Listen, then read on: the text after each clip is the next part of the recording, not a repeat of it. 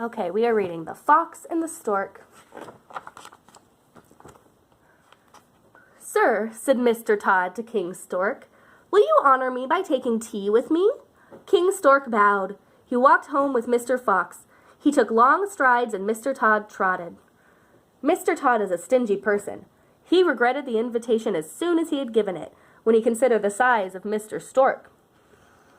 "When I have visitors, I use Great-Grandmother Vixen's Derby tea set." He poured the tea into 2 flat saucers. King Stork dipped the point of his bill into the saucer, but he could scarcely scoop up a drop. Presently he made a bow and took leave.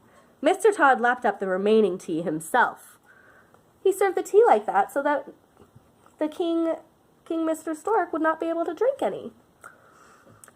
As he had a conscience which told him he had behaved shabbily, Mr. Tod was surprised to receive an invitation to lunch with King Stork.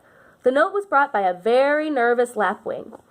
King Stork's home was upon the top of a high chimney stack over the roof of a tall old house.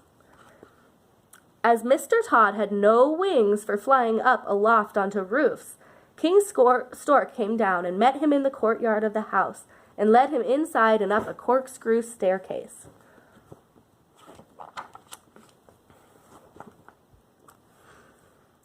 There was a pleasing smell of broth when they reached the attic. The broth was served in 2 narrow-necked pitchers. King Stork plunged his long bill into one pitcher and sucked up the broth.